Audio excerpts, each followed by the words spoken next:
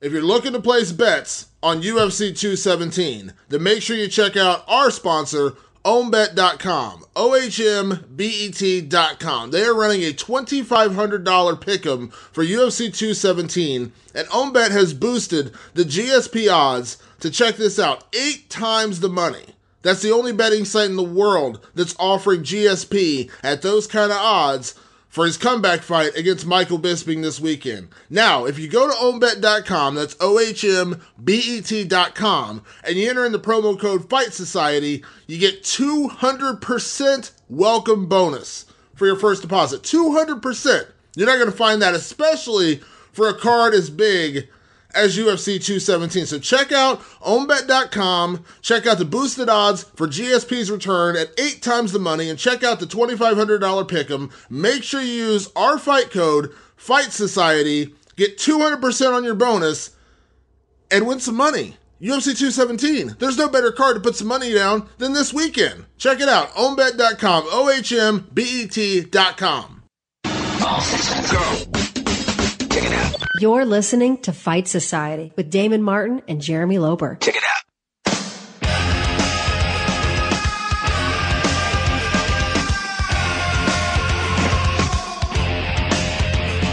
Fight Society podcast. What's up, guys? I'm Loper. This is Damon Martin. It is. And you guys are with us for a while. We got a bunch of guests today. Michael Bisping, the Count, the Champ.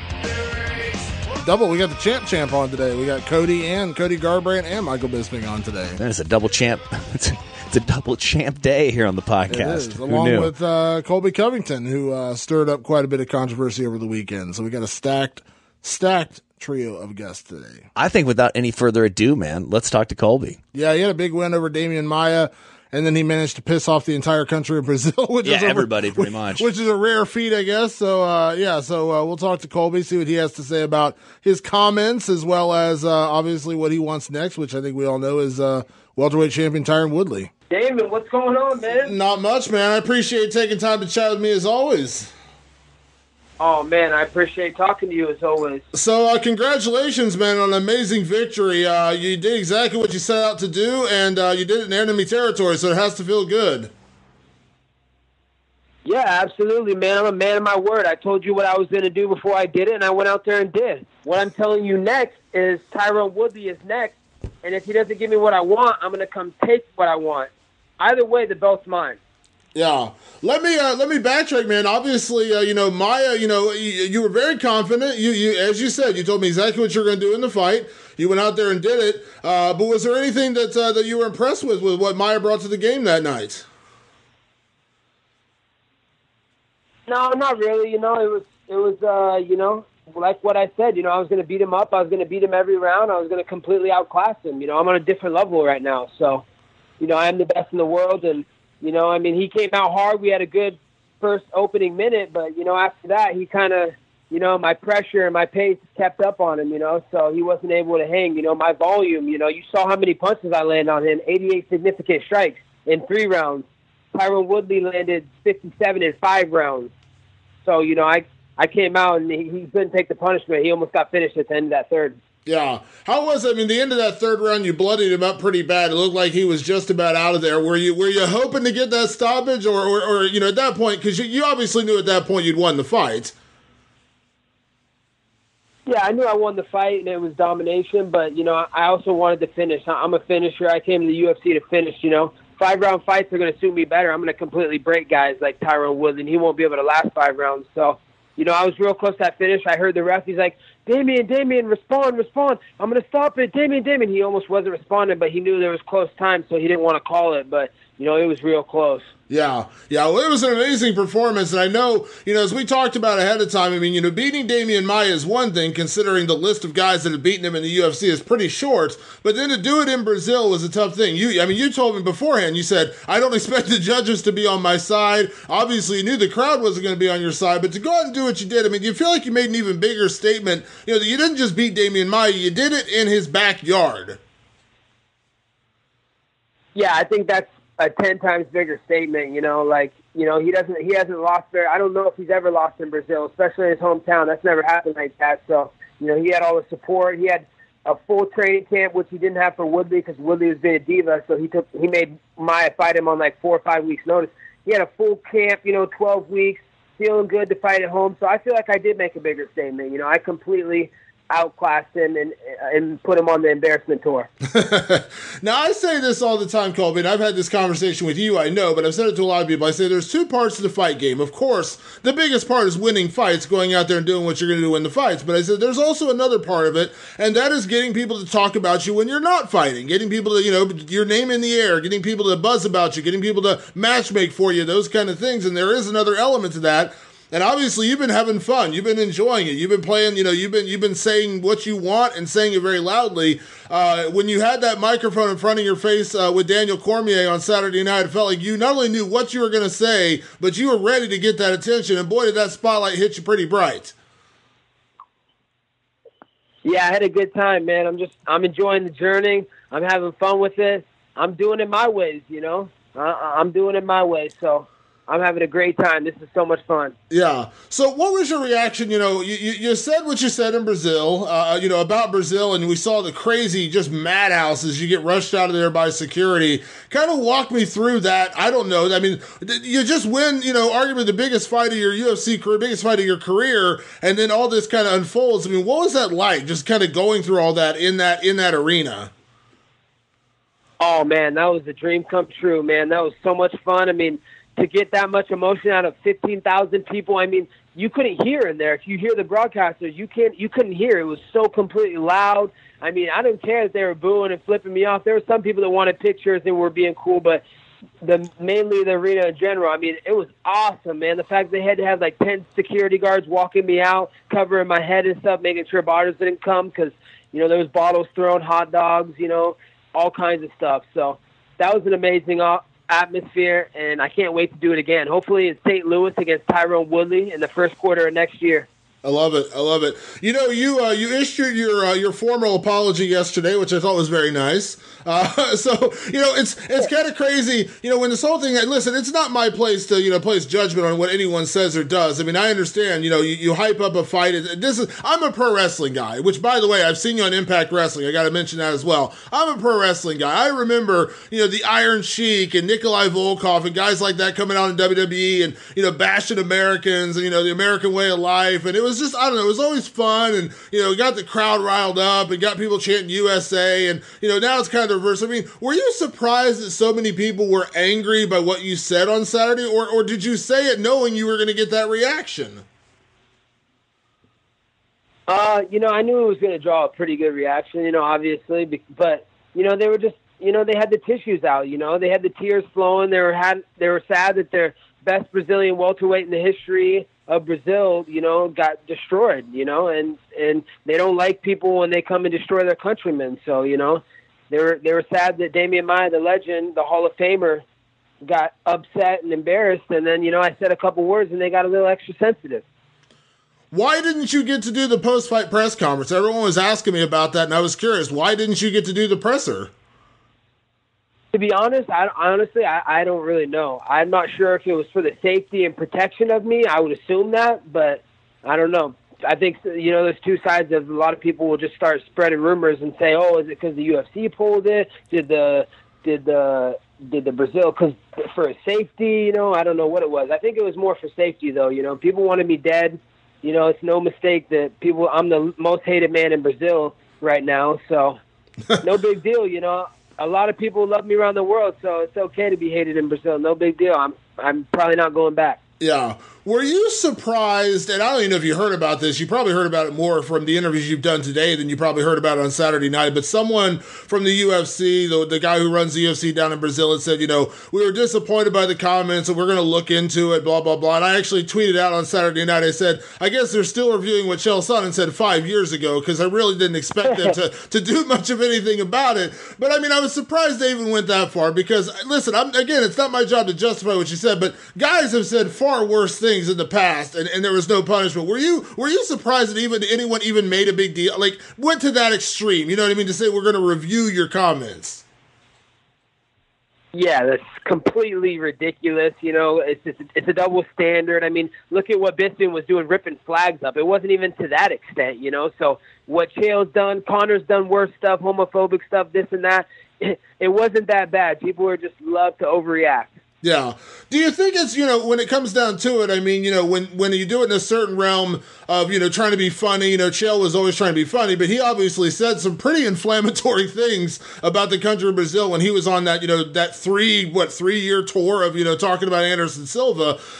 He said some pretty inflammatory things, but he always said it kind of like a joking manner. I mean, it seemed like, people were just so quick to jump on your back because, you said it with such, anger, I don't know what the word is, but you said it with such enthusiasm, so I think people didn't think you were joking, and obviously I don't think you were joking, but you know what I mean? Like, it felt like everyone just kind of turned against you in that moment for some reason.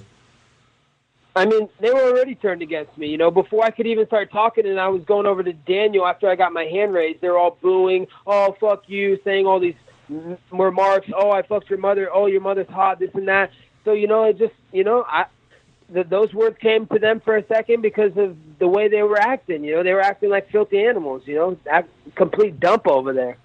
So, I mean, it is what it is. Yeah. Well, one of the things, and we talked about this, every interview we've done, we've been talking about Tyron Woodley, and I always, bring up the teammate aspect, and you told me numerous times you don't really consider him a teammate because he doesn't train at the main facility of the American Top Team, but I'm sure you saw some of the comments from some of the Brazilian fighters who do train at American Top Team, people who probably are, training right next to you, next week when you go back to the gym. Will you sit and talk to any of those guys? What was your reaction when you see some of that? Some people said, and I think I saw Jorge Masvidal today said, you're his boy, and he understands it's part of the game. He didn't take, obviously he's not Brazilian, but you know what I mean. Like, he understood it's part of the game. You do what you do to promote yourself. And then some other people, seemingly absolutely flipped out. Like, how do you react to that? Because those are the people who are training next to you every day. Yeah, when I go back, there'll be people that like me and people that don't like me. I'm really not too worried. I'm not in this to make friends. I'm not, if people want to be cool with me and they don't understand what I'm doing, then that's their fault. That's not mine. I'm all I set out to do is be the best fighter in the world. You got a problem with it and you're jealous of that, then, that's your fault. You stick to your own business and I'll stick to my own business, but we can be professionals about this. Yeah. Do you feel like the people who, got you to this point in the beginning, the guys at American Top Team that you have trained with, I mean, do you feel like they're going to stick by your side no matter what? 137 million %. Those guys, they understand what I'm doing. Like, I'm taking over the game. This is my division now, and they see that. So, they've been with me since the beginning, and they completely understand what I'm doing, and they're on my side. Yeah. So, we talked about this in the pre-fight, Colby, when I said that, for the longest time, Tyron Woodley hadn't really acknowledged you, didn't really want to say much. Then he finally did, and we talked about that. But then I'm sure you saw on Saturday night, he went on Twitter, and I understand. I mean, listen, whatever. You want to get a reaction. That's the point of going out there and beating a guy like Damian Maia and then saying what you say to call him out is to get a reaction. You want to get that attention because you want people to want to fight, right? I mean, that's the point. You want people to tell Dana White and the UFC, we want to see, Colby and Tyron Woodley. So what did you think of, what Tyron was saying on Twitter on Saturday night? And I did see your tweets, talking about your fight versus Damian Maia versus his fight with Damian Maia later on in the night. So what did you think of his reaction? I thought his reaction was pretty funny. He's acting real fake, and he's trying to say some things to hype himself up, but deep down inside, he knows that I'm coming for him, and he knows that he can't stop me. So he's just trying to slow it down. He's already going to try and look for a way out, but, he's going to try and go to Hollywood and do these little B-list movies that go straight to DVD. So, we'll see if he wants to step up to the challenge, but, he knows that I beat Damian Maia, completely outclassed him a lot worse than he did, and he had 5 rounds. If I'm with 5 rounds, Tyron's heart, he can't match my will. He'll break in 3 rounds, just like that happened in the gym. He'll quit. Yeah. So, I'm hoping he doesn't get too nervous and Dana makes him take the fight. You were very confident, against Tyron Woodley, before you stepped into the cage with Damian Maia, but having that kind of performance against Damian Maia the way you did, and beating him the way you did, in the way that, you mentioned, the significant strikes you landed versus what Tyron landed in 5 rounds, things like that. I mean, did beating him the way you beat him give you even more confidence that you would beat Tyron Woodley? No, I already had all the confidence in the world, damn it. I told you what I was going to do, man. I'm a man of my word. I told you what I was going to do to Damian Maia. I'm telling you what I'm going to do to Woodley and what I've done to Woodley. Like, this isn't just me telling you that. This is what I've done, and it's what I'm going to do. So I had plenty of confidence. I had a supreme confidence that I'm going to finish Damian Maia after I finish I'm going to finish Tyron Woodley after I finish Damian Maia. I just finished Damian Maia pretty much, and now I'm going to finish Tyron Woodley. Yeah. You said before the fight, a win over Damian Maia should absolutely, get you the title shot. Back-to-back wins over Dong Hyun Kim and Damian Maia, 2 top 10 guys. Obviously, one of them a top 5 guy should earn you the title shot. But I always say, as I said earlier, there's more to this game than just fighting. It's getting people to want to see it, getting people to want to see the fight. Do you feel like what you have done, not only in your performances, but also in the way you've kind of, now built up the anticipation of this, that there's no question you should be the guy next in line, and that's, putting into the account that we have a fight coming up this weekend. Your boy, Jorge Masvidal, has a fight, obviously Robbie Lawler and Rafael Dos Anjos, but do you feel like with everything you've done, you really have separated yourself from the pack? Yeah, I think I have separated myself from the pack. I'm the young guy. Those guys are kind of old over the hill. So, except for my boy Jorge, I'm not saying he's over the hill. He's a beast. But as far as I go, and Robbie Lawler or RDA, I'm the future, man. This is my division now. So, I think the UFC sees that, and I do think I passed him up. No one's beat Damian Maia like I just beat Damian Maia. Yeah. That was a war in there. Completely fucking outclassed him. He wanted out of that fight in the 3rd round. Trust me, he was completely battered and concussed. So, Tyron Woodley couldn't even do that in 5 rounds. So, I am the best in the division right now, and I want my belt. That's my belt. Yeah, and you said, you'd like to go to St. Louis. You already stepped into enemy territory in Brazil, which I don't think anything will ever probably amount to what you dealt with in Brazil. But you said you are ready to step into St. Louis and face, Tyron Woodley on his home soil. I went to Dong Hyun Kim's backyard, completely outclassed him, dropped him, battered him, went to Damian Maia in Brazil. Now it's Tyron Woodley against Colby Covington in St. Louis, UFC Welterweight Championship, 1st quarter of next year. Let's do it. I love it. How soon would you like to get that booked? I mean, you said 1st quarter. Are we talking, would you like to have it sooner rather than later? Or are you just basically playing that because he's got this shoulder thing and, obviously he may not be able to come back quickly? Like, you're willing to wait. You want that fight, whether it's January or March, you're waiting. Absolutely. I really want Tyron Woodley. He's been my sole focus for the last 3-4 years. I've been training for him for a long time. I told you I wasn't training for Damian Maia. I'm training for Tyron Woodley. So now that I've done what I said I was going to do with Damian Maia, I'm ready to do what I'm saying I'm going to do against Tyron Woodley. He stands no chance in that octagon. He will break. Yeah, well, I love it. Colby, what a phenomenal performance on Saturday night, man. I know you don't need me telling you that, but it was a phenomenal performance. Congrats on the win, man. Enjoy a little bit of downtime. Hopefully you get a little vacation in here. And obviously, again, congrats on the win, man. Like I said, hopefully next time we're speaking is once that title fight is made, you and Tyron Woodley for the welterweight titles. I think at this point you deserve it, and I think you got a good shot at getting him, man. Thank you, Damon, you filthy animal. Much respect. Talk to you soon, buddy. Talk to you soon. Bye-bye.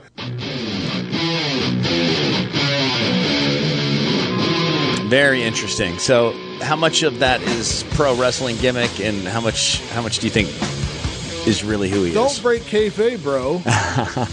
So I didn't know you had informed me. So he's doing Impact Wrestling, which is TNA? Yeah, with American Top Team. They're involved in the gimmick down there right now because they film out of Orlando. So I can't believe so. Laborio is leaving American Top Team, citing because of this whole. Well, Colby. no, it wasn't because of Colby. He's been gone for a while now. Well, what I'm saying. That's what the story has been. But I mean, the real story is what you're saying. Here's the thing, and he's been gone for a minute. Here's the thing. Everyone's gonna, there's definitely differing sides of opinion on this whole Colby Covington thing. Here's what I'll say.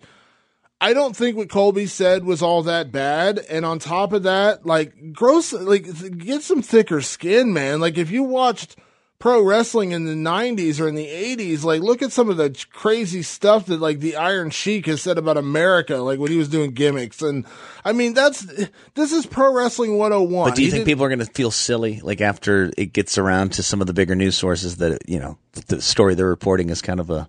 It's just like, fake story. I think people get, I think at this stage where we're at, and listen, I think I've said on this podcast before, and I think you know me well enough to know this is true, Loper. I'm as liberal comes. I'm to the left of Bernie Sanders, if that tells you how liberal I am. But this weird, like, I don't know what it is, this movement of, like, just so being easily offended in this country is, like, driving me insane. Like, you know what I mean? Like, I remember the controversy when, was it when Carrie Fisher passed away or somebody passed away, and Steve Martin put a tweet out saying that she was, you know, first time I met her, I thought she was so beautiful. And then I got to know her and she was such a smart and intelligent woman.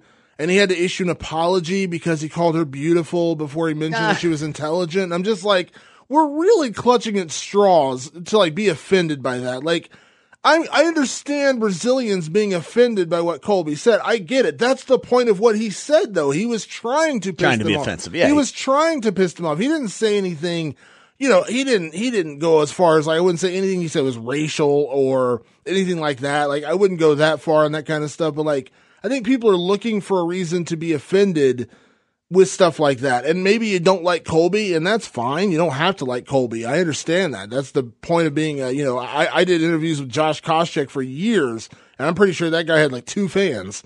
You know what I mean? But he embraced that. You know what I mean? He embraced that, like, heel roll, that bad guy I always roll. thought he was cool, you know? I always thought Josh was a cool fighter. I thought that him, you know, it's funny you say that, because he embraced that without going too over the top. The first time anybody went over the top was Chael Sonnen. Yeah. That was the first time we saw that. But, you know, off the air, you were kind of saying, you know, like, most of the stuff Chael said about Brazil was way crazier. Oh, my God. And on a way bigger platform. And don't tell me that was then, this is now, because that was what, 3, 4, 5 at the most years ago? And he went on that tirade for, like, 2 years straight. Did he call the Nogueira brothers, like, mules? Like, he donkeys? said that they tried to feed a bus a carrot because they thought it was a donkey or something like that. Doesn't even make sense. I mean, like, just what? like, yeah, like, you know, like, he said, and that was another thing when I said that, and then people on Twitter were like, well, Chael was being funny. Like, really? Like, that's okay that he was being funny, so it's okay? Like,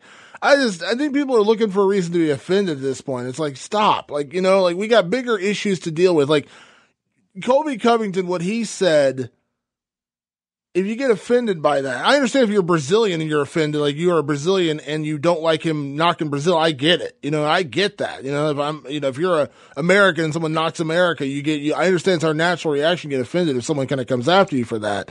But, like, Conor McGregor was seen backstage at a UFC event, like, you know, saying a homophobic slur, and, like, everyone's saying, oh, it was in a private conversation and blah, blah, blah. And I'm just like, you know, nothing's private these days. I think we should all know that.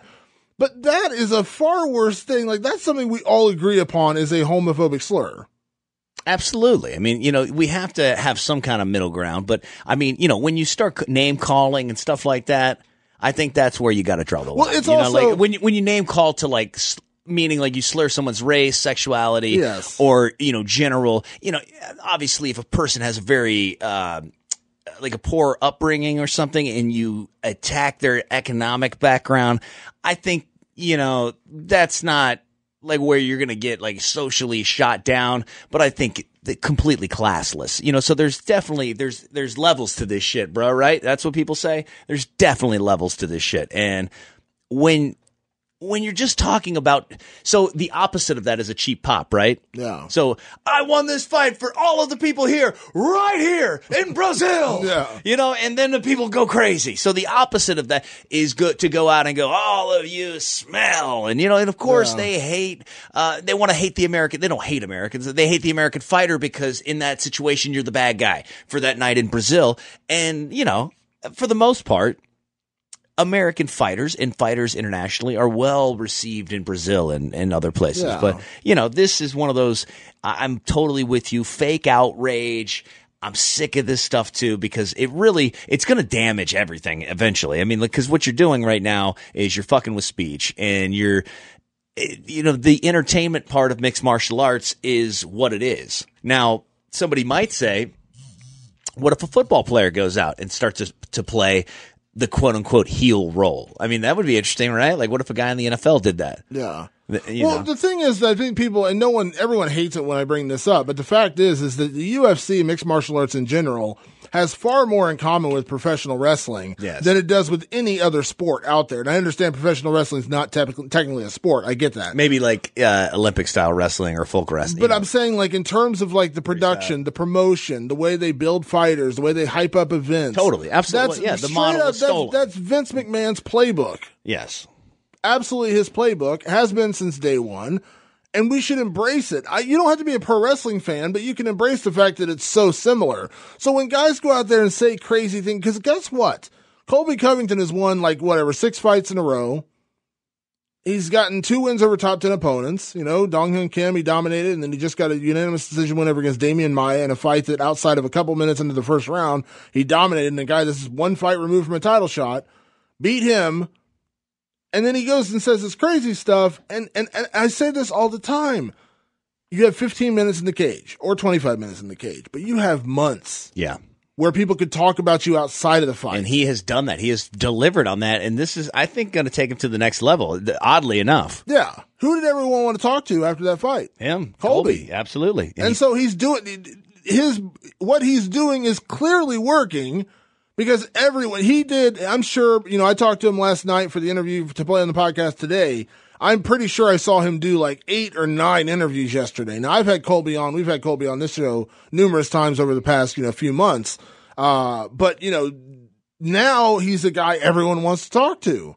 What he's doing must be working because everyone wants to talk to Colby Covington. Everyone wants to cover Colby Covington. Everyone wants to get his thoughts on what happened. That's the point. You want to get people buzzing about you because, in pure skill versus pure skill, you got guys like Damian Maia who do it the right way, the martial arts way. And I respect the hell out of that. I do. But we are in an age where people want to have something to talk about other than just the fight. And Colby's giving us that. Conor gives us that. Ronda gave us that. That's why I've said for weeks now I think Georges St-Pierre is going to struggle with his popularity in 2017 because he doesn't give us that. George is not that guy. He's never been that guy. And 4 years later, it's not the same fan base watching the sport now that it was when he was around in 2013. So this is where we're at. Will it change 3 years down the road? Maybe. But where we're at right now, this is what people want. People want something to talk about other than just the fight. And Colby is giving that to us. Let's talk about Lyoto Machida, man. Lyoto Machida, Saturday night, live from Brazil, loses in the first round and kind of loses in Lyoto Machida fashion. Meaning he was beat sort of the way that he beats guys, man. Just devastating in the first round. Yeah. Shockingly, too. Second time he's been knocked out in 3 fights. Third time he's been finished in 3. He's lost 3 in a row. He got knocked down against Luke Rockhold and he got choked out, but he got outstruck in that fight too. He got knocked out by Yoel Romero, got knocked out by Derek Brunson, and that's after an 18-month layoff for his USADA suspension. So, yeah, man, I don't know what's going on with Machida. He's on the wrong side of 40. You have to start wondering, there's a lot of people wondering, is he going to retire? Is he going to call it a career? I got to think that was one of the last fights Lyoto Machida will have. Maybe he gets another fight, maybe. But I think that fight, if he would have won, that was the fight to kind of propel him to maybe the next fight being one of the last ones or the fight after that. I think regardless, he was close. He's had a tremendous career. Most people don't even remember him fighting BJ Penn, so it's knocking crazy. Out Rich Franklin. Yeah. So many memorable performances. Joe Rogan's line, the Machida era has begun. Karate's back, so yeah. So many exciting fights. I think he retires as a champion no matter what he wants to do. He's a tremendous competitor. Slightly clouded by some testing at the end, but I'll remember the Lyoto Machida that was the champion, the absolute champion, and defended well and had some great fights, man. A very exciting fighter to watch always. He's just one of those guys that you don't. It's kind of like what we've seen recently with Rashad Evans. when you get to a point in your career where you're so used to this guy fighting nothing but the best, Machida's 3 losses are to 3 really good guys. I mean, Luke Rockhold, former champion, Yoel Romero, number 1 contender, Derek Brunson, who I legitimately believe is a top 5 contender now, and I think he has been. So there's no shame in losing to those guys. But it's like when they started matching up Rashad when he's fighting Dan Kelly. Now, I don't mean any offense whatsoever to Dan Kelly. What I mean is Dan Kelly isn't there yet. Dan Kelly is not a top 10 guy, and Dan Kelly would probably be the first person to tell you he's not a top 10 guy yet. Yeah. When you think of Lyoto Machida, you think of the champion. You think of the Machida era. You think of this guy who, battled, who put up epic fights and has fought everybody. He's so elusive. You didn't even understand how he beat guys. I thought that stuff didn't work in the octagon. Yeah, so he was so good. So what you don't want to see is Machida losing and losing badly, which unfortunately has happened in his last few fights. And you just can't picture Machida in those kind of lower level, promotion. Not even promotion, but facing like the number 20 guy. Oh, I see what you're saying. And I'm not saying there's any offense to the number 20 guy. I'm just saying, like, you think of Machida as a title contender. You know what I mean? And, like, do you want to see him fight? Maybe he wins a fight against the number 20 guy, but is that really what you want to remember about Machida? Yeah, maybe he loses a fight against the number 20 guy. Yeah, and that's where it's kind of like, I never tell anyone to retire. I'm a big believer in, listen, let guys go out the way they want to, but, Well, I think it's different than curiously wondering what they're going to do next. I don't think you're telling anybody to retire. I just think, it's, you got to wonder. You start to ask yourself, like, that performance, I mean, is this the one that you're going to go out on, or do you want to try to get a better one? Is it? Yeah. It's a lot to roll the dice too. And I get the attraction of sticking around because you never know what happens because, one of our guests today, and we might as well segue into his interview, is Michael Bisping. And I'll be the first one to admit, and I've told Mike this, off the record, because, I consider Mike a friend, and I talked to Mike, outside of fighting, and I told him this. I apologize. I was like, when he lost to Luke Rockhold the first time, when he fought Luke the first time, in my head, and I said this probably on the podcast, I said I thought that was it for him because he had lost, 3 of those fights that were for title shots to get a title shot, and he hadn't quite got there, and he was, 36 at the time, 37, whatever it was. He's 38 now. I was like, man, I just don't know if it's going to happen. At this point, I just couldn't see it happening. For sure, and he was gone for a while. But then, boom, he gets a short notice fight against Rockhold, knocks him out in the first round. Amazing. I mean, what a storybook ending for that guy to go out there and do that. And then he gets to avenge the loss against Dan Henderson, the most embarrassing loss of his career, avenges that. Now he's fighting Georges St-Pierre, Madison Square Garden, best card of the year.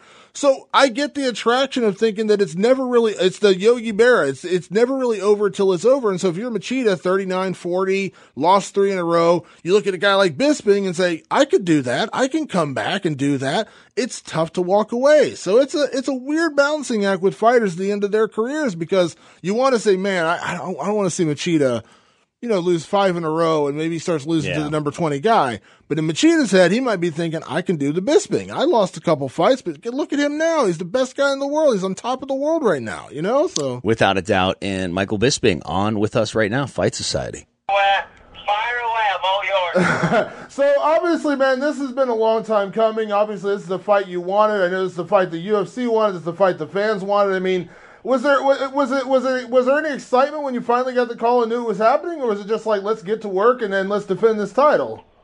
Yeah, well, exactly. I mean, initially, just to give the quick backstory, the UFC put the idea of fighting George in my head. I never would have considered fighting George. Obviously, he was retired, and he was a welterweight. It was Dana that came to me initially with the idea.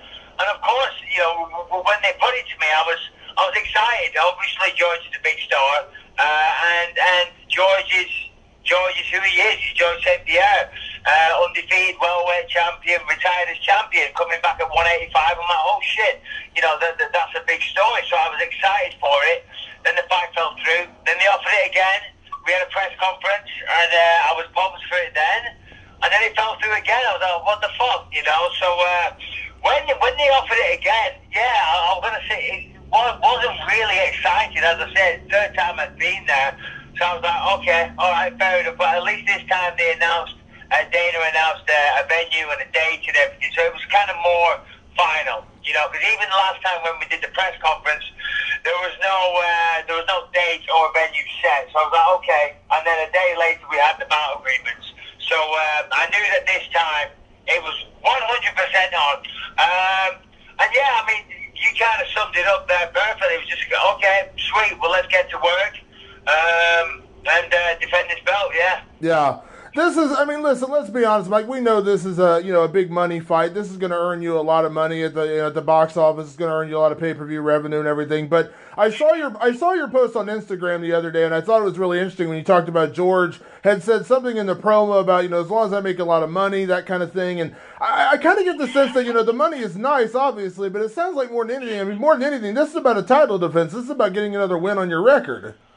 Yeah, 1,000,000%.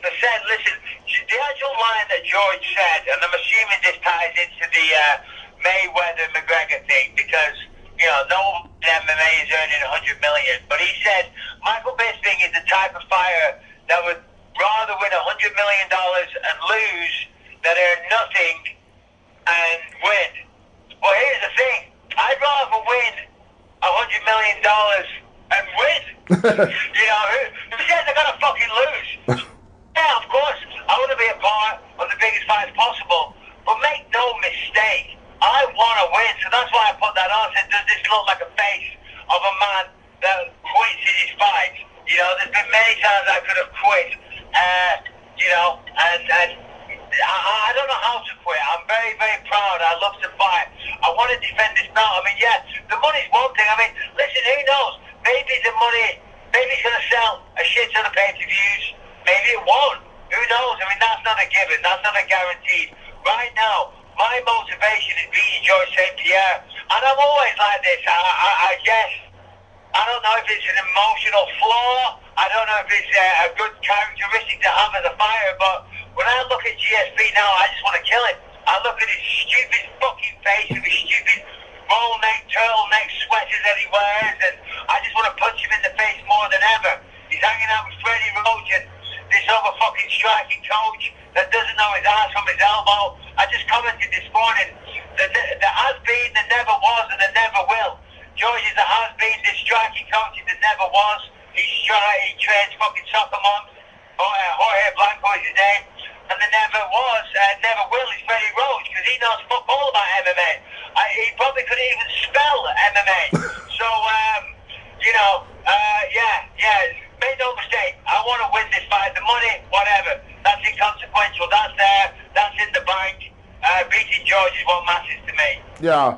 When people look back at your resume, Mike, you fought everybody. I mean, I'm not saying that facetiously. You fought everybody, and so when you got the title, I always felt like you not only earned it, but you also kind of appreciated it more than a lot of people that maybe have become champion in the past in the UFC. But I mean, what does a win over Georges St-Pierre mean to you? I mean, this is at the end of the day a guy who is who could have been the longest reigning champion in UFC history had he not retired. I mean, he was 9-time defending when he fought Johnny Hendricks.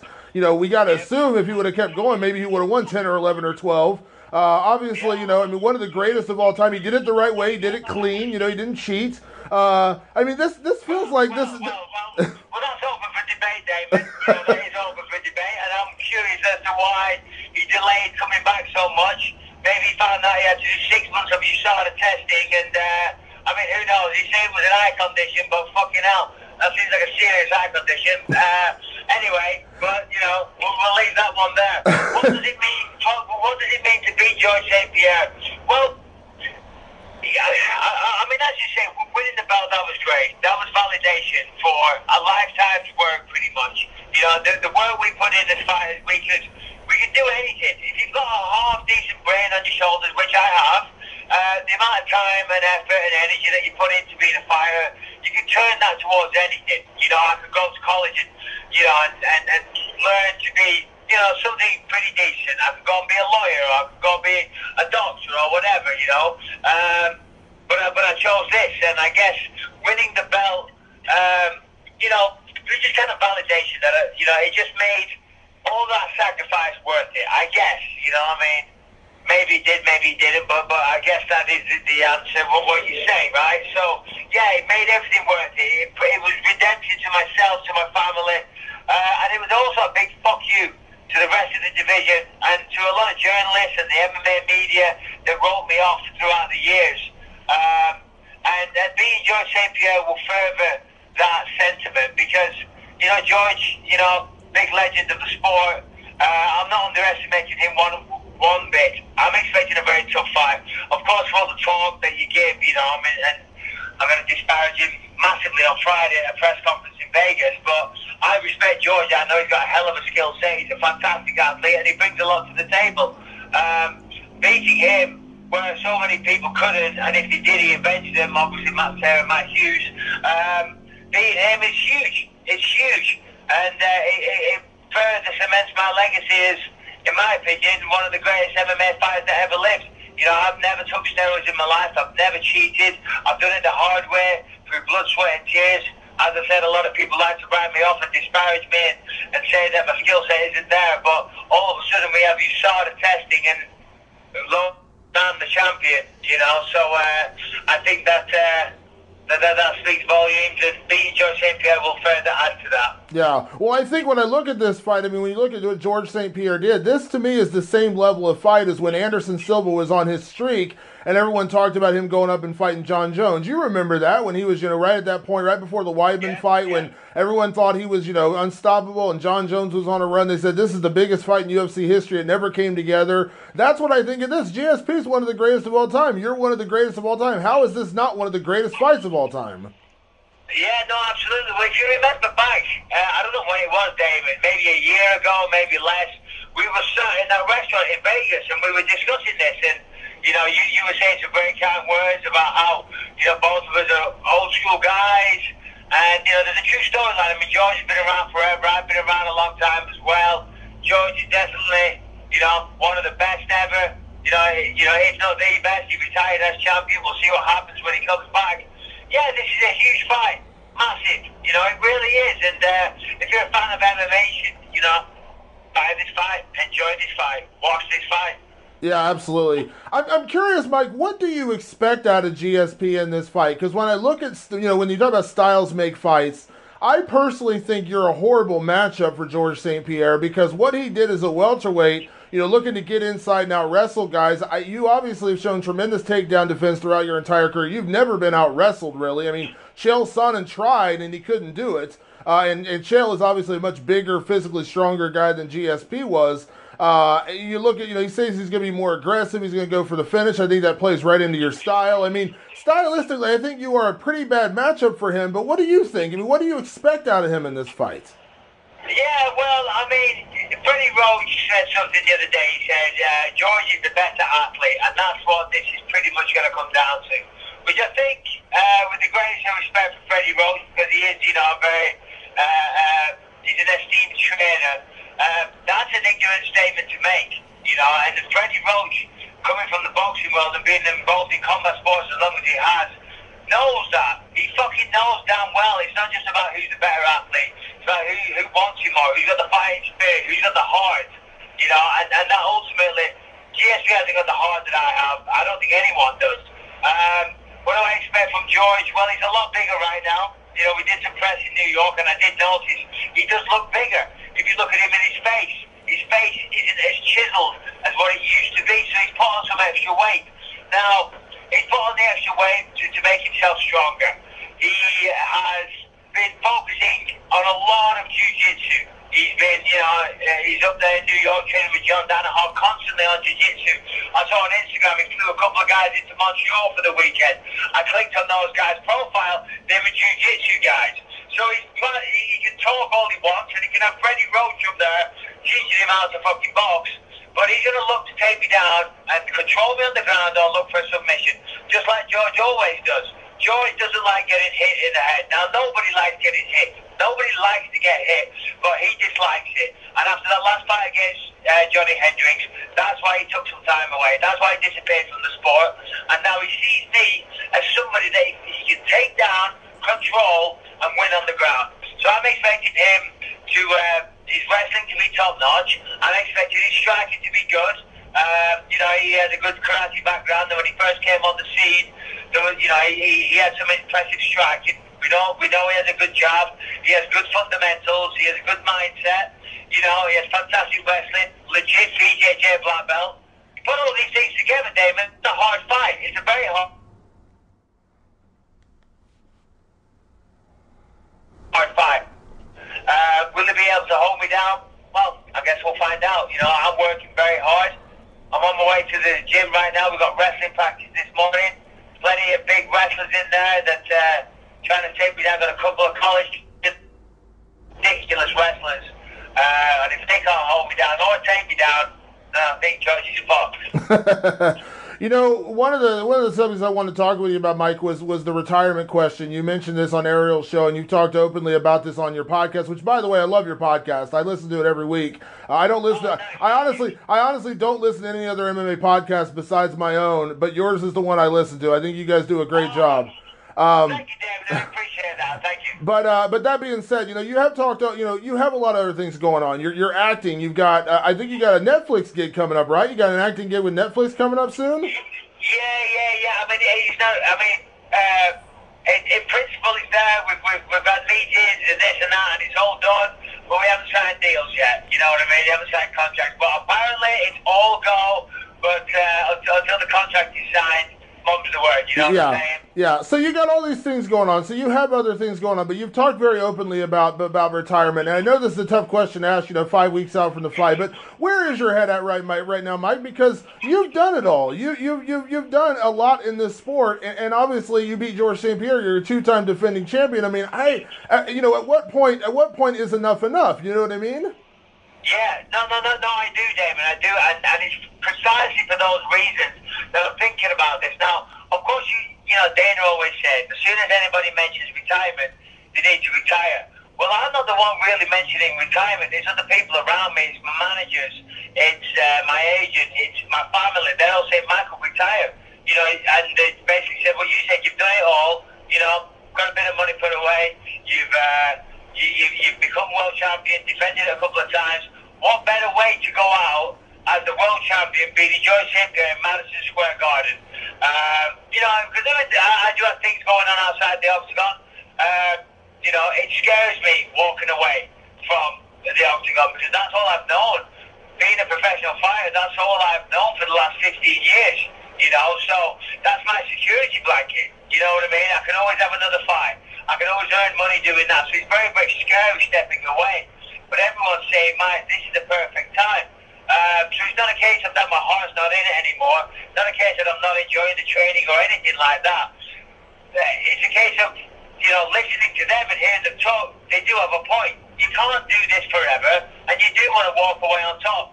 And I do want to parlay my fighting career into a career in the entertainment space. And retiring as world champion will definitely be beneficial. You don't want to be a guy that gets his ass kicked and people just remember that, and then you're trying to be a badass in Hollywood and all they see is the guy that got fucked up by whoever it is. You know what I'm saying? So if I can get the job done, it would be perfect. Will I do it? I honestly don't know. I don't know. We'll see. We'll see. I mean, it's close. It's close. I mean, I either want to do it here, home soil, my hometown, pretty much. That for me would be very, very special. But also, Madison Square Garden would be special. Yeah. Well, when you think about it, I mean, you're an analyst. You work on Fox. You call the broadcast. I mean, right now, I'll ask you the question. Name for me one mixed martial artist who is retired on top of the sport while champion. I'm pretty sure it's a short... The only single one is Georges St-Pierre, and he's fucked up because he's come out of retirement, and I'm going to beat him. And he is the only one. So I would be, I think so. I think the only guy to retire as champion if I was to do that. The only reason I say the only reason, one of the reasons I don't want to do it is that Robert Whittaker has the interim title. And I do feel a sense of duty to fight Robert, I do feel that I should fight Robert, and I feel that would take my legacy. But also I've got to do what's right for me. So that is certainly a big part of it. In a perfect world, I'll beat George and I'll beat Robert, but I know my family and agents want me to do otherwise. They're like, fuck Robert Whittaker, who cares, And Robert Whittaker versus Yoel Romero did 125,000 buys, so I wouldn't make a penny from that fight. So, I don't know. We'll see. Yeah, I always say journalists are the last people who should ever tell any fighter to retire, but when I think about it for you, Mike, like I said, man, you have a chance to go out on top of the world. You reach the pinnacle of the sport, you're champion. And the thing I think you have going for you that a lot of other guys don't is you have a lot of things going on outside the sport. You have your podcast, your acting, you have your broadcast work. I mean, you're not a guy who walks away and 10 months from now you're desperate for money. You know what I mean? Yeah, well, exactly, and that's part of the reason, because you got to know when the time is right, you know. So, I mean, and as you said, for all those things, I mean, it scares me because when I got into this sport, I was flat broke. I had nothing. Seriously, me and my wife, we fucking out of school at 16. We were broke. We had nothing, and now life's good, and that life came from fighting. So walking away from it is very scary because, you know, I don't want to be one of these washed up ex-fighters that's working minimum wage again, you know. That's where I come from, and I'm sure I won't end up there. I know I won't, but still, I guess that's my background as a working class guy. That's always there. So it is a scary prospect, but I do have a lot going on outside the octagon, and I'm sure if I focused on it, I could have a lot more. Yeah, well, as you said, George had the chance to walk away and be done with the sport as champion, walk away as one of the greatest of all time, and he said if he comes back and loses, that's going to be it for him, and now you're going to send him into retirement on a loss, Mike. How nice are you? Oh, exactly. And you know what, to be honest, this is why, you know, I mean, I think the fact that he's even saying that, you know, I mean, for one, I mean, that's a terrible message to put out there. If he loses this fight, then he's going to retire. If he loses this fight, he's going to crawl off and lick his wounds and feel sorry for himself. If that was me, I'd say, if I lose, I'm going to fucking keep going until I get the title or whatever, because that's not the message you put out there. If at first you don't succeed, try again. That is the message you deliver to kids. That is how you should live your life. If I failed, I wouldn't be world champion right now. If I gave up and I failed, you know, as I say, I wouldn't be the champ. I had number one contender matchups 3 times. I lost them, you know, steroids, whatever. I lost them fair and square. You know, but I kept persevering, I kept trying, I kept believing, and here I am. So George says he's going to come back, and if he loses, he's going to throw his toys out of the pram and go insult. So, you know what? Come out of retirement, get your ass kicked, and fuck off back to Canada. I love it, Mike. I won't tie you up, man. I know you're on your way to practice, man. I always appreciate taking the time. I'd love to talk to you more about acting after this fight's over, because, man, I've seen you in so many things. I was geeking out when I watched Twin Peaks this season. I was like, hey, I know that guy. That's a friend of mine. So, yeah, you know, it's crazy with the Twin Peaks thing. That is going to be the biggest one where people have come up to me and said, oh, shit. I mean, obviously, Twin Peaks is a huge show, right? So a lot of people saw it, but they were like, fuck, I saw you, Twin Peaks. Yeah, that's cool. I was like, yeah, nice. I mean, it was only a tiny part, but I was a huge fan of the original. So just to have a little cameo was cool, you know? Yeah, no, it was awesome. So, yeah, after the fight, we'll talk more about the acting and everything else going on. But I appreciate the time, man. Obviously, safe training the rest of the way. Go out there, kick ass, defend that title. And like I said, man, what you do with your career is your business. I root for you either way. But like I said, man, go out and have a great fight on November 4th. You're the man, David. Appreciate it, buddy. All right, give me a call anytime. All right, talk to you soon. If you're looking to place bets on UFC 217, then make sure you check out our sponsor, ohmbet.com, ohmbet.com. They are running a $2,500 pick'em for UFC 217, and OhmBet has boosted the GSP odds to, check this out, 8 times the money. That's the only betting site in the world that's offering GSP at those kind of odds for his comeback fight against Michael Bisping this weekend. Now, if you go to ohmbet.com, that's ohmbet.com, and you enter in the promo code Fight Society, you get 200% welcome bonus for your first deposit. 200%. You're not going to find that, especially for a card as big as UFC 217. So check out ohmbet.com, check out the boosted odds for GSP's return at 8 times the money, and check out the $2,500 pick'em. Make sure you use our fight code, Fight Society, get 200% on your bonus, and win some money. UFC 217. There's no better card to put some money down than this weekend. Check it out, ohmbet.com, ohmbet.com. The champ was here. It's going to get crazy on Saturday. Hey, if you happen to be in the Columbus area, I'm hosting a fight party, a watch party at a place called Sirens on Cleveland Avenue. That's naked women. Yeah, Columbus, Ohio, and fights. Naked women and fights. That's old school UFC. Loper will not be naked. I will tell you that ahead of time. He will not be nude. My wife will not be naked either. I don't think anybody in my party will be naked. Maybe my buddy Hassey, but that's about it. That's pretty much par for the course for Hassey. Yeah, so we will be the next week after. We'll both be down in Virginia for Matt Brown's final fight against Diego Sanchez. Retirement fight for the legend, the immortal. Now, am I crazy? Did Diego say this was his last fight too, or no? I'm just making that up. No, you're making that up. Okay, I'm trying to make a better storyline. Matt Brown has said he wants to retire Diego, though, so. I love that. Yeah.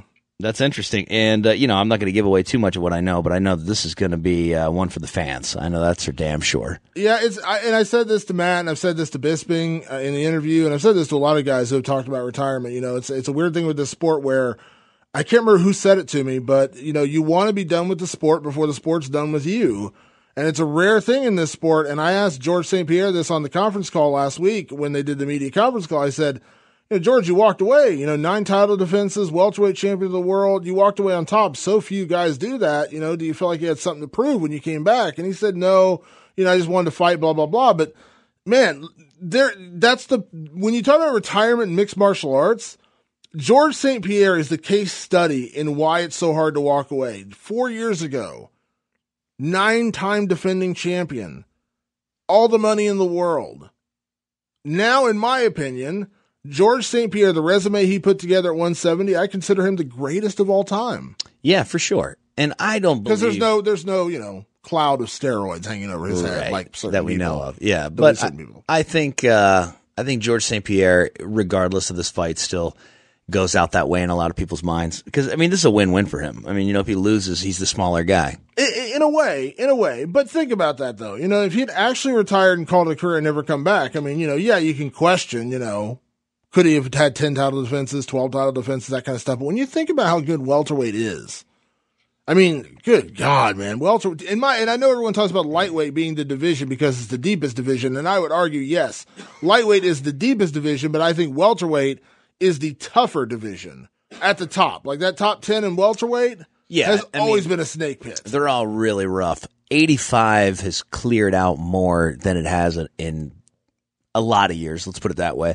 But 70, 55, just murderer's row. And you'd like to see heavyweight that way. Yeah, so that's the thing with George. It's like he walked away on top. He walked away as the champ. He walked away. He was one of the, literally you could point to maybe 3 guys who have walked away off a win. I can't really think of anybody else that walked out on their own accord that didn't come back, several times. So that tells you how tough it is. You know what I mean? Like Georges St-Pierre had no reason he had to come back. Well, he was one of the first fighters, marquee fighters, to have that kind of money. Far eclipsing that made of like a Randy Couture or something like that, who at the time was probably the highest paid dude ever in mixed martial arts. So, George left the sport with real money. I believe George had investments. The issue is there some sort of neglect? He was talking about this alien thing, and I know Michael Bisping has mentioned this. It's interesting because, if down the road they find out that he had severe brain damage or something like that, and he was feeling, that this whole alien thing was due to that. Can you imagine how much of a black eye this would be on the UFC? In theory, but I explained last week on the show, I don't think the alien thing is that far out there. A lot of people believe in aliens. You don't believe in aliens, bro? I believe in aliens. I do.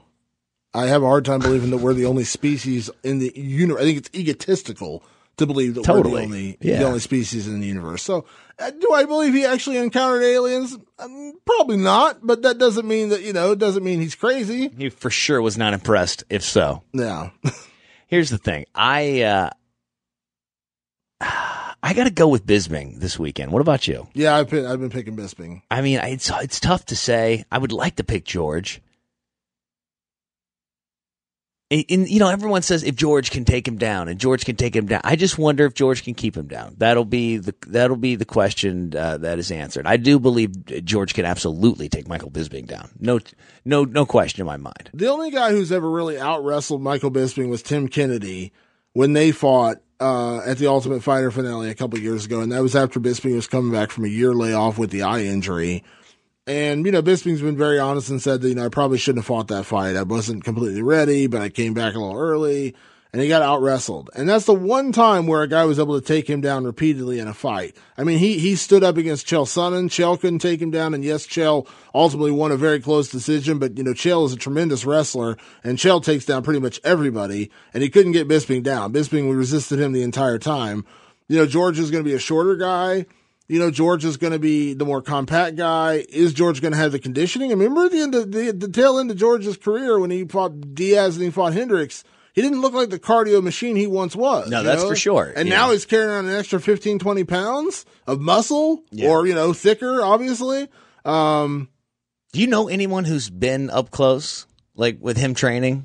A little bit. I want to say without a shirt on, but it sounds so weird. But a little bit, but I mean, if you see, they just put out the first Embedded when he's doing. Oh yeah, that I did. I haven't seen that yet. Yeah, so they're doing training like in that. Yeah, they're doing they do like the fat cell, like the fat index, like the body. Oh, that's body hilarious! They address it right away. So what is it? Well, they didn't show, but they show him taking the test. Like you see him doing the pinchers on the. Oh, that's hilarious! Yeah, they don't show it. They don't show how much he is, but they show him too in the test. But he's still ripped. I mean, he's got like the little bit of the Chuck Liddell belly sticking out, but it's all ripped abs. It's a weird thing. Like he's got a thicker body. I mean, that's generally people will point to steroids on something like that.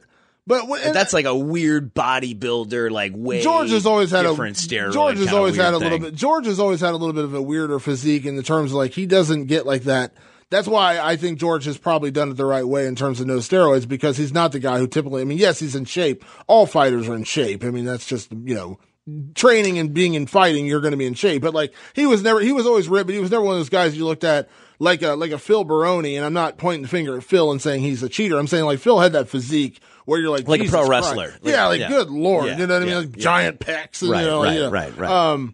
He looks bigger. He definitely looks bigger. But I just think that when you talk about takedown defense, you talk about striking, and you talk about volume over 5 rounds, I just think Bisping gets the job done on Saturday night. I think he defends, and it'll be interesting to see in that moment. I know Bisping has said, and in the interview about, possibly retiring, maybe one more in Manchester. He'd like to maybe go out in Manchester against Robert Whittaker. I know everyone's going to say Robert Whittaker would kill Bisping, but I don't think that's true. I think Bisping has a great chance to beat Robert Whittaker. Great fight, don't get me wrong. And Whittaker would be the favorite, but I'm saying like don't just count Bisping out of that fight. I love him as the champion. He's always the underdog. He is. It's wild. He is. But yeah, I like Bisping to get the job done, and I like the fight. Let's say he doesn't. What about GSP? Like, what happens? He's the middleweight champion.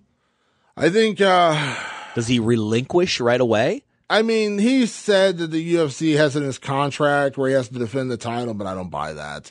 Because let's be honest, GSP beats Bisping. What's a bigger fight, GSP against Whittaker or GSP against Woodley? Woodley's a bigger fight because that's him going back to his division, the title he ruled, he never lost. He goes there as middleweight champion, 2 titles, has a chance to become the Conor, the champ. Everybody's going to hate this, but there is one fight that everybody always wanted to see. Georges St-Pierre against Anderson Silva. Yeah. And that's at 185 with GSP as the champion. If Anderson can get past Kelvin Gastelum in a few weeks, I can see that fight is back on, huh? Yeah. So where's that going to be? China. Holy shit. Yeah, China. Yeah, it's like the day after. It's like 2 days after Thanksgiving. That might be fucking with Kelvin making weight for that, I wonder. Well, middleweight. That's a travel. It's middleweight, though. All right. But, I mean, I'm just saying, that's a hell of a travel, man. That's a hell of a flight. That's a hell of a travel is what I said twice. You say that, and when I think in my head, like, come on now, Anderson's only won, he won the one fight against Brunson, which is really close, and he beats Gastelum 2 in a row, but at 85. You're not far off. When you say that, well, WME, or I'm sorry, Endeavor, now, don't you think that would be the sexiest marquee fight anyone? I see. I love your eyes. You're smiling. No one wants to admit it, but you're absolutely right. That's exactly what they would do, and they would do it before they couldn't do it. Yeah. Now's the time. I mean, what's coming up? Super Bowl weekend. he beats Gastelum, we could see it. Yeah. But you might be right on the money. You might be right. Dude, there's going to be so many pissed off people. But you might be right on the money because Whitaker, and I love Robert Whitaker, he's not a draw. Nobody even knows who he is. I mean, that guy's amazing. But like the problem is now, because they're going to look at their cards and they're going to say, man, this is, we got to do something here to make some money. This is going back to and I'm not trying to rehash it, but this is going back to the Colby Covington thing. As great as Robert Whitaker has been, whatever he's on, like 8-fight win streak, knockouts, amazing performances, in my opinion, one of the best pound-for-pound guys in sport right now. His last fight against Yoel Romero drew like 125K on pay-per-view. 120K, something like a real low on pay-per-view. Real, like, that's just basically the hardcore fans buying that pay-per-view. Yeah. You know what I mean? The expected buys. You know, like, you can tout a guy. It's just, people watch who they want to watch. And people, as great as Robert Whitaker has been, people are not falling over themselves to pay to watch him. But people would fall over themselves to pay to watch GSP. You're absolutely right. Because there's so many possibilities. Oh, Anderson Silva's over the hill. Oh, GSP's up a weight class. Oh, he's lucky he beat Michael Bisping.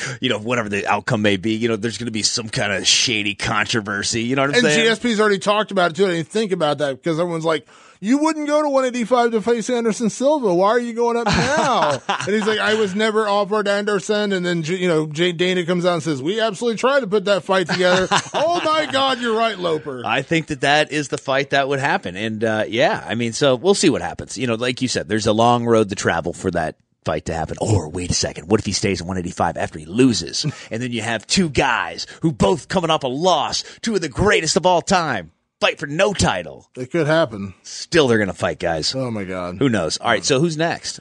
Cody Garbrandt. Final guest of the day, the champ, Ohio's own Cody Garbrandt. Let me backtrack with you, Cody, a little bit, because I saw your appearance on Joe Rogan, which I love, by the way. You and Uriah were awesome on there. I'm curious, I don't want to rehash all the stories, from training necessarily with TJ, because we heard some of the stories and I was kind of blown away by some of the stuff you talked about, but kind of a very broad question because TJ from training. You weren't friends, you were training partners. I wouldn't say teammates necessarily, but what's your biggest memory of TJ as a training partner, whether I'm talking about you training with him or him training with other guys? Like, what's your biggest memory of TJ from his time at Team Alpha Male? Honestly, man, he was, a fierce competitor. He liked to compete. He didn't like to lose. He didn't like to give an inch. With that saying, too, he was willing to cheat at any cost to win a round, to win anything, man. Willing anything. Cheap shot. I mean, he's a cheap shot ambassador, and that's. I don't stand for that. I don't stand for any of that, especially with your teammates, man. And that's what it is, dude. Like I lost respect for him after seeing who he was truly in the room, amongst his friends. Really, for me, I called him my family. I would never do that, but he has alternative motives. It's always what can he get out of it? What can he get out of it? Not the co-op that Team Alpha Male is about, not what it was, it was built on. But, he was just, alternative motives with whatever he wanted. If he would work with you, he would want to take your stuff or, and that's what it is.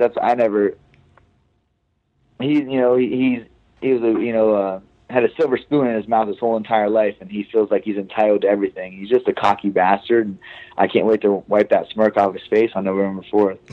Let me ask you this, Cody. With that being said, there was a lot made about, TJ's exit from the team and the way he exited, which I think was the problem everybody had. Wasn't that he left the team necessarily, it was the way he left the team. But now that you guys have kind of put together the team you have with Chris, I mean, I was at your training session before the Dominic Cruz fight, and I was blown away watching Chris Holdsworth and Danny Castillo and Justin Buchholz, the coaching staff that is there in place right now. But when you look back at the way things broke down, in a weird way, would you say it was kind of good riddance that you guys got rid of TJ when you did, that the team has kind of really rallied together and become a better team without him than they were with him? Definitely, sometimes, and whatever, there's negativity there, and if there's cancer that's, surrounding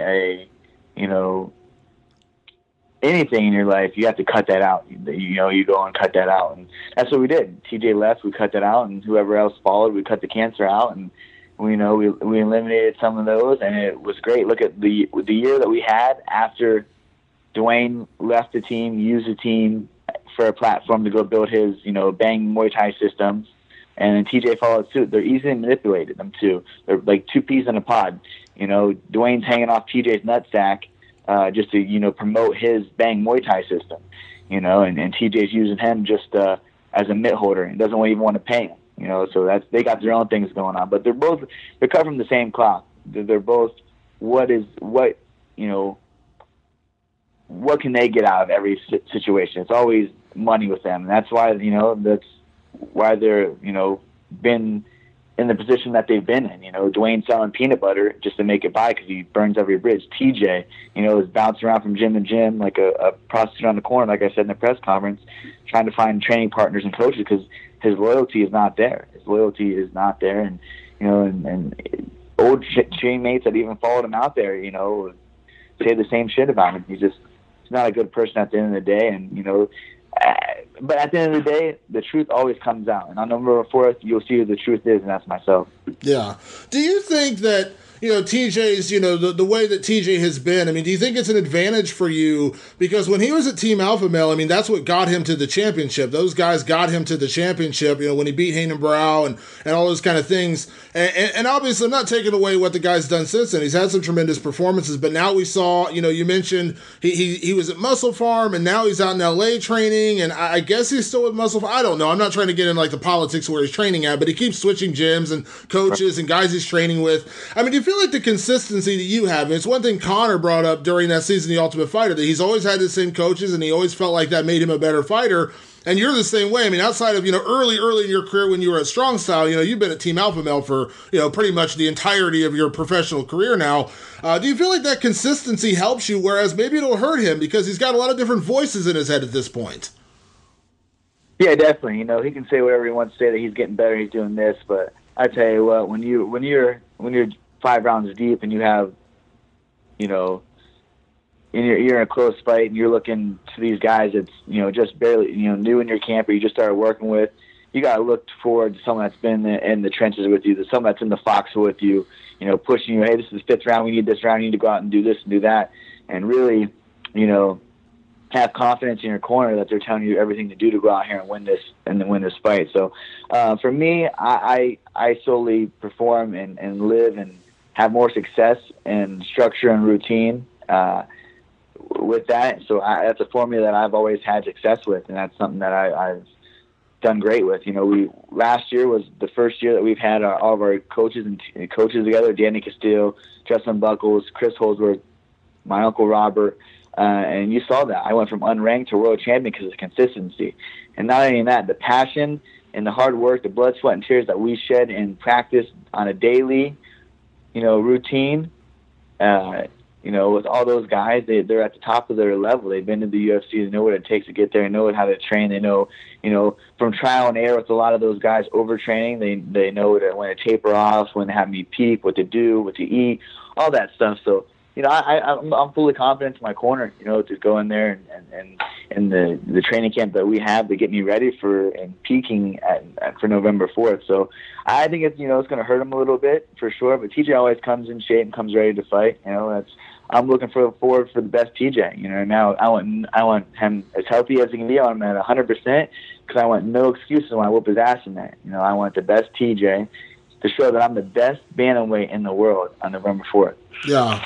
The way you went out there and dismantled Dominick Cruz, a guy who had basically been unbeaten since Uriah beat him, you know, whatever it was, like 9 years ago, the way you went out there and dismantled him was a wake-up call to a lot of people about what you could do, because you didn't have to knock him out to win that fight. Now, you knocked him down a couple times, but you still went out there and beat him consistently over 5 rounds. I think that was a strong statement, not only that you're the best bantamweight in the world, but you can do it many different ways. You can knock him out in the first round, or you can go 5 rounds. But when you look at TJ's style and you look at what he brings in this fight, I mean, is he any more dangerous than a Dominick Cruz? You know what I mean? Because it seems like he's kind of adapted that style a little bit, where he's a lot of movement, a lot of in and out, a lot of footwork, things like that. He has finished some fights, but you know what I mean? Like, do you see him as any more dangerous than anybody else you've ever faced? No, you know, I'm supremely confident with TJ. He actually gave me the most confidence I've ever had in my career to really push forward and give it all I had. When he was the world champion, I was 1-0, you know, on my way up, you know, and I was, you know, training with him. I was like, this guy's a world champion. Like, I know I'm going to be a world champion. So he gave me the supreme confidence to know that, you know, that if I just stick to the course that I'm at, keep training, being a good person, that, I'll make it happen. And here I am, 26 years old now, world champion, and had everybody with me that's, my uncles followed me around every camp I went to, and, my ultimate destination was out here, Team Alpha. I've been out here for 4 years now, and we've just been putting work in. So I don't see like TJ as any more of a threat. I know him. I train with him. I've beat him up in practice. I know that's practice, but with a guy like TJ, he doesn't want to lose an inch around submission, anything in there. So I know that it was, full-on fighting. And, I'm extremely confident going into November 4th. I know that I've gotten better. Not saying that TJ hasn't gotten better, but TJ went from knocking guys out in the 4th and 5th round to not knocking anybody on their ass in 2016. That guy's he hasn't dropped anyone last year. So you tell me, I'm just going off of stats and past fights. He doesn't move the way he used to move. I don't know if that's pre-USADA, post-USADA. I know in my mind 100%, but, I'm just going off facts and stats of fights. He hasn't dropped anyone in 2016. I went in there and ran through the whole division, everyone they put in front of me. I ran through them. I went out there and had Dominic Cruz swinging at air, lost in there, not knowing what was going on, dropping them more times than he's ever been dropped, taking them down. He was 0 for 7 in takedowns with me. He took TJ down 4 different times, so, you can say what it is.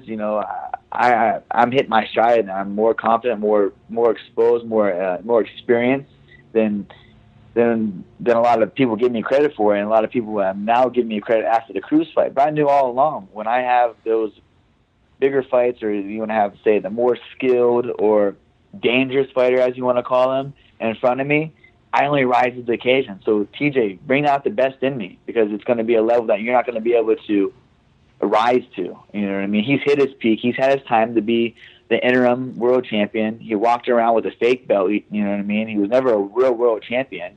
He's never won a world champion. And then he wants to sit there, and the guy's delusional. Wants to sit there and say that Dominic Cruz, he won the fight against Dominic Cruz. No, he didn't. And yeah, maybe it was a close fight, but he didn't win the fight.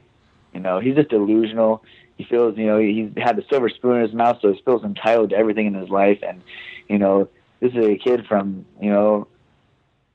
the bottom, man, just crawled his way to the top. I'm going to stay on top of whatever I have to do, and it shows this, I'm going to go in there and show this guy what a real fighter is about. Not saying that he's not a real fighter, but, I think he's an athletic fighter, but I've been a fighter since birth.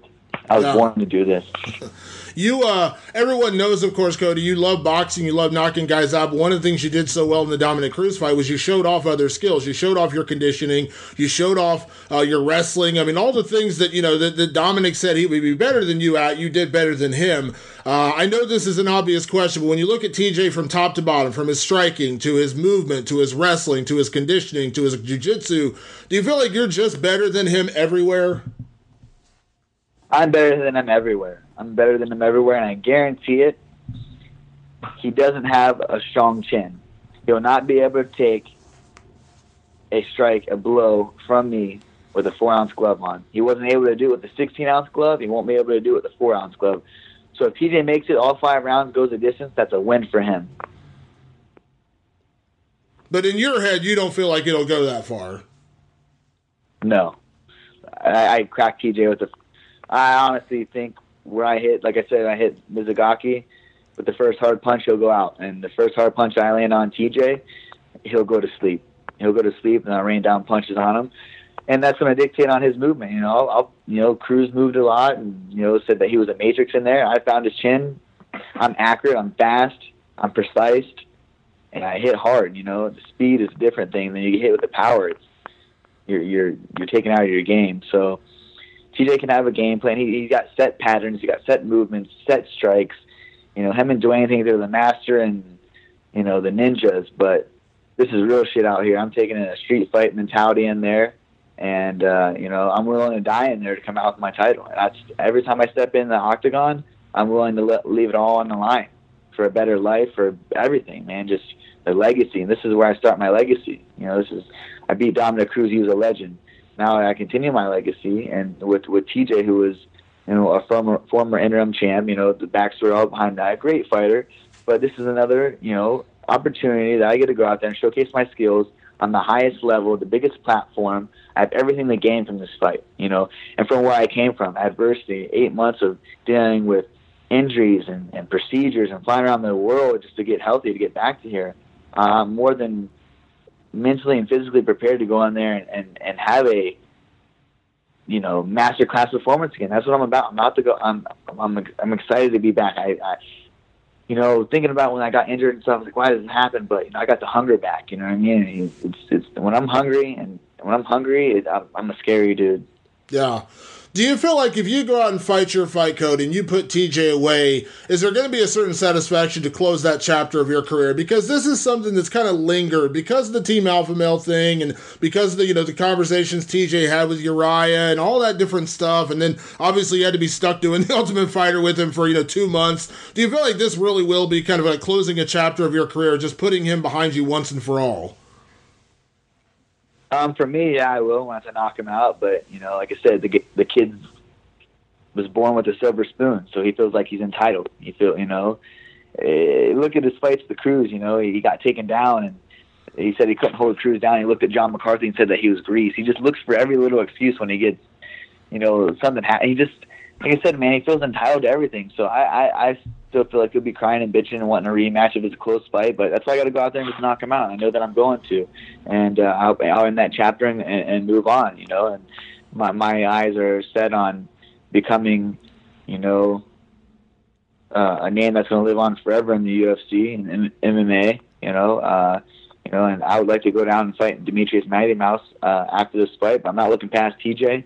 I'm so happy for Mighty Mouse. Him and his wife and family are just amazing. He's a great champion to, for kids to look up to. He's a history. He's the pound for pound best. I mean, no ill animosity towards that guy, but I can make 25. I can make, if he wants to go with 35, it doesn't matter. I mean, that's a fight that I would like to fight that makes sense. Dominic Cruz I gave him his chance right after the fight, the rematch. He sat out, and then now wants to talk shit, because I got injured, but he was out for 4 years, trying to hold a belt.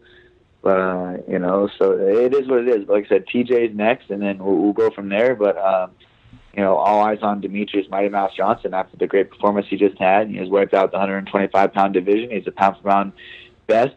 And I am the guy to have, I destroyed a guy that beat him, his last defeat. So, that's saying that. Yeah. I don't want to look past TJ, but I want to ask you. I was going to ask you about Demetrious anyway, so I might as well just ask you now. Just out of curiosity, Cody, what means more with the Demetrious Johnson fight? Is it you going down to 25 and beating him at his own weight class? Is it maybe a 130-pound catch weight where both of you guys are giving up a little bit and it's just a super fight, just one of those, Anderson Silva GSP fight that we never got, where maybe they would have met at 175 or 180 or something like that? Or do you say, hey, I'm the bantamweight champion of the world, I'm a 2-time defending champion, come up to my division? Like, is there any part, like, which part of that would mean the most to you if you do fight DJ after this fight? Well, there's a lot of, things for me to gain from going down to 25. I'll be a 2-time, 2-weight world champion, just like Conor McGregor. And I can simultaneously defend both belts. No pun intended to Conor. But, yeah, I mean, or we can do 130. The 130 was good. He wants to come up. He fought 35, just to make it a super fight, So no titles on the line, but we go and fight at 130 and we go back to our weight class, win or lose. But, yeah, I'm up for whatever. It's up to Dana White, Sean Shelby, to make that decision on moving forward. Wherever the biggest draw is, I know that it would be a huge fight with me and Demetrious.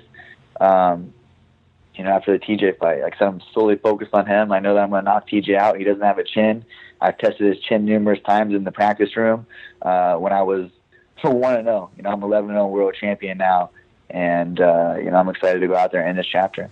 Yeah. To that point you mentioned, it would be a huge fight, and I agree. I think you and DJ would be one of the biggest fights the UFC could put together in 2018. Maybe you heard this, maybe you didn't, I don't know. But Dana White was recently asked, somebody said, when Conor's there, Ronda's gone, who do you think is the next superstar? Who do you think is the next guy or girl, who could kind of lead the UFC? And Dana said, very frankly, he said, we got this kid, Cody No Love, who's a champion. He's a badass. He's all these kind of things. And, it's always nice to hear those kind of compliments from the boss, but I've kind of felt that same way about you as well. But I mean, what do you think when you hear Dana White say that he feels like you could be the next guy? We're looking for the superstar, and I know a lot of that doesn't matter in the fight, and you've always been the same guy. But, let's be honest, it is nice to have that, the attention and the attraction of when you fight. So do you enjoy that? Do you kind of embrace that you could be the next, the next face of the UFC? Yeah, it's nice. I love the UFC. I think they've been great to me. For my 2 years that I've been with them. I have nothing bad to say about them. I think I don't look into that, if they want me to be the face of it, I just got to keep doing my part, and them doing their parts, them getting me the sponsors, them getting me the exposure. But me, ultimately, it's what I do. It's how I perform, and all that shit will come into play. I go out there and do my job, do what I'm supposed to do, winning the fights and, masterclass performances, going out there and, defending my title and making those super fights, doing the media, doing what they asked me to do, like I have been a company man for them, and everything will fall into place. So just not looking into it, if they want me, they need some faces. I'm sure that there'll be, some other people that'll come up, but I'm excited to, carry the torch, carry that's something that I want to do. I feel ready for it. I remember speaking with Dana and Lorenzo a year ago after the Almeida fight, and kind of told me, to be a superstar, it's a lot of work, but it's you do have to do a lot, but it's worth it. It's worth it in the end. So, I've been pegged and ready to, for whatever's come my way.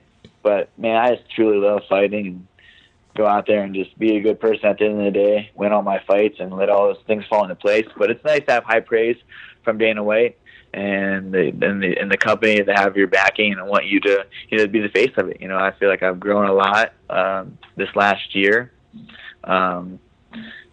Maturity, mentally, physically, emotionally, and everything happens for a reason. So there's a reason why that I'm having these opportunities blessed in my life, and I just got to take full advantage of them. Yeah. Before I get you out here, Cody, I got to ask you this, and I know I'm selfishly saying this, but I'm just saying, you go out and beat TJ Dillashaw on November 4th. Your next fight's going to be a big one. I think the Demetrious Johnson fight makes a lot of sense. It's a massive fight, but huge for the UFC, huge for both of you guys. What about you and DJ headlining the next UFC card in Cleveland, Ohio? Because you didn't get on the last one. I know you kind of want on there, but what do you think? Is that possible?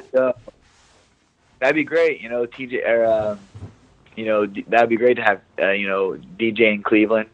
Coming back to Ohio. I haven't fought in Ohio since my, before I was signed to the UFC. It was my last fight.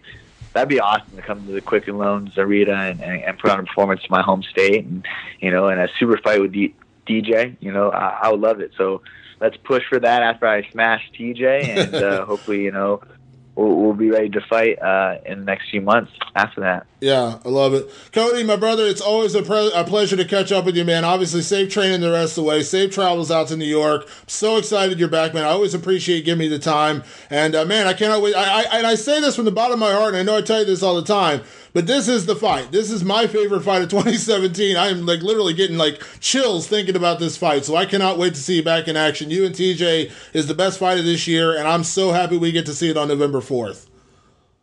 November 4th, man, it's coming to fruition. We're here 3 weeks away. I'm going to go out there and put on a show, and hope TJ and his camp are, getting him prepared to do the same. And, it's going to be awesome fight for, an awesome venue, the Mecca of the world of fighting. We're going to go out there and fireworks, and I'll be with my hand raised, man. Thanks always for giving me the time, Damon. It's always, since the beginning, truly honored to speak with you and share my, road to recovery, road to Madison Square Garden, and then so on and so forth. I appreciate it, brother. Well, like I said, man, safe training the rest of the way, and I look forward to seeing you in a few weeks out in New York. All right, man. I'll see you out there. Bundle up. All right, man. Talk to you soon. All right, bye. Later. Man, those waters are murky. I can't wait for that fight. Oh, it's my favorite fight of the year. I mean, it's by far. It's the best fight on the card, let's be honest. And there's a lot of fucking good fights outside the main event, even. You know, the main event's the attraction that's going to draw in all of the people that are not hardcore MMA fans. You know, those names are well known. This fight between Cody and TJ is the purest form of what you would hope for as a promoter. Not only is it the two best guys of the weight class, which I think they've clearly defined themselves, no offense to Dominic Cruz. I think TJ and Cody have defined themselves as the top two guys in this weight class. But then the storyline is just, it sells itself. Former teammates, absolutely. Former training partners, fallout. I mean, the Ultimate Fighter season, everything, all the bad blood here is genuine. There's no WWE stuff going on here. They genuinely do not like each other. This is the perfect fight and my favorite fight of 2017. I love a lot of fights this year. Nothing is better than Garbrandt and Dillashaw. Before we get out of here, Loper, let's go down the card real quick. Let's make some picks. All right. Because we got 5 fights in the main card. Okay. So let's go down through them. We got the first fight of the night is Johnny Hendricks taking on Paulo Borrachina, the Brazilian knockout artist, 10-0, middleweight. I take Borrachina, yeah, all day long. Yeah, I got Borrachina. I think Johnny Hendricks' run is over, unfortunately. I think he got knocked out by Tim Boetsch, and now he's facing a real power striker. He got fucking wrecked by Tim Boetsch. That was like uncomfortable to watch, to be honest with you. If you notice that, wouldn't that be funny? Speaking of GSP, back at 85, there's so many other weird possibilities for him if he did lose. But yeah, I think that is not Johnny's fight. It's interesting to see how the mighty have fallen. It is funny that he's on the same card as GSP. That must make an interesting dynamic backstage. But I'll take Borrachina. Same here. Stephen Wonderboy Thompson takes on Jorge Masvidal in a welterweight fight. Oh my God, I love this fight. I think Jorge Masvidal from South Florida, man, takes it. I think he catches Wonderboy. I think it's going to be a tremendous fight. I think it goes deep, 4th, maybe 5th round. But I'm sorry, 3 rounds, yeah. Right? Yeah, I'm still going to take Masvidal. I'm going with Wonderboy. I think that he's going to wake up from the funk of facing Tyron Woodley. I think Woodley was a bad matchup for him because Woodley had wrestling, and Woodley was such a powerful striker that we just never saw Wonderboy get comfortable in either one of those fights.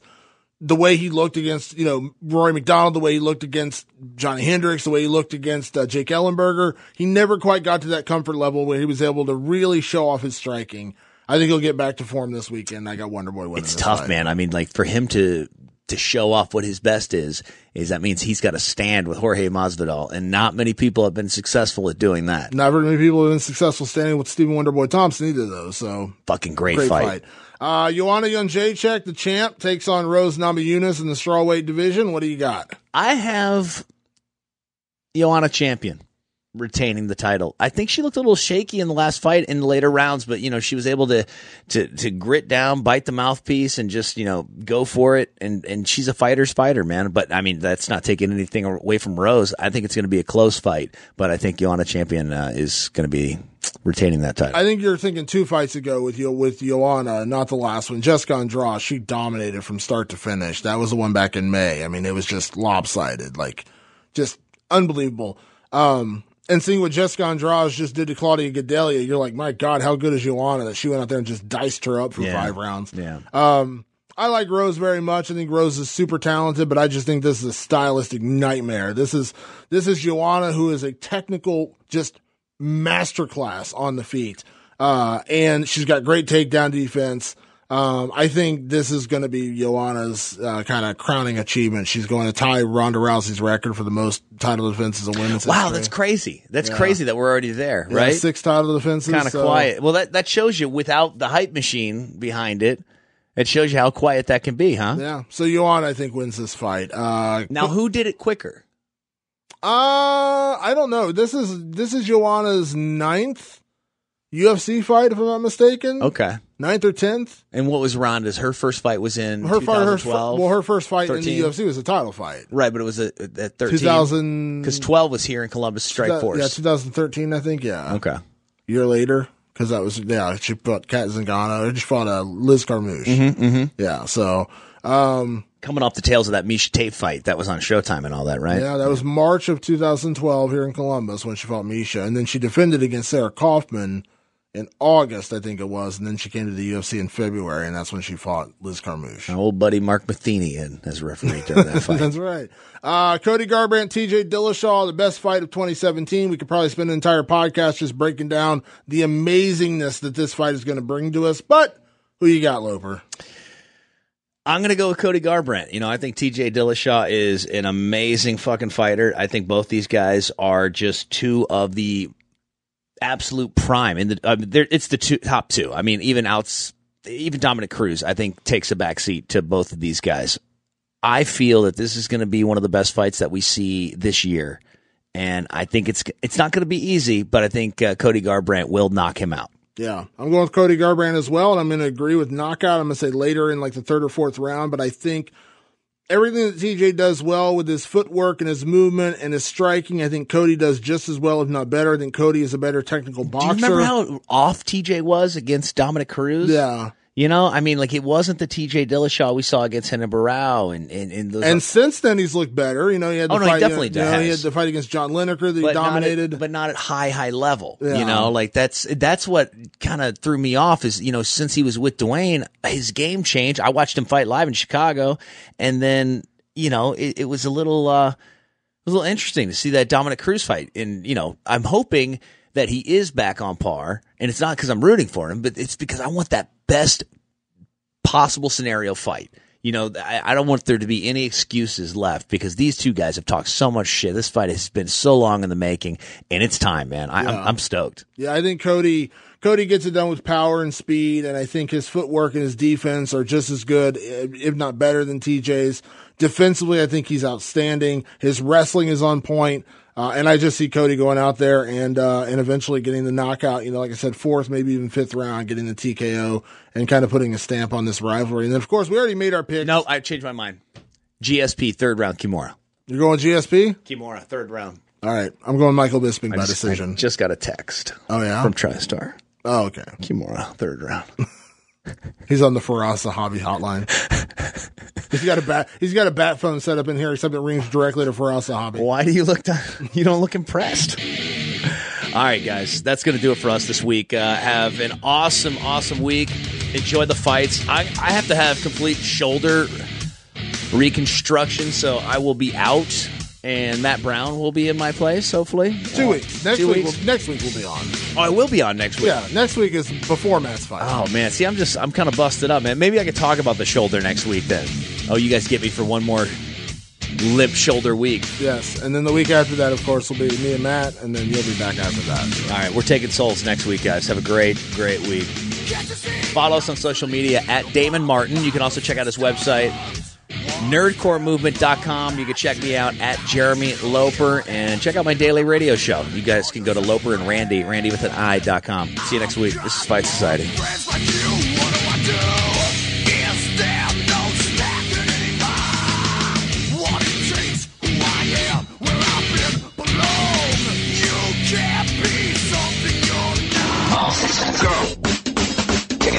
You're listening to Fight Society with Damon Martin and Jeremy Loper. Check it out.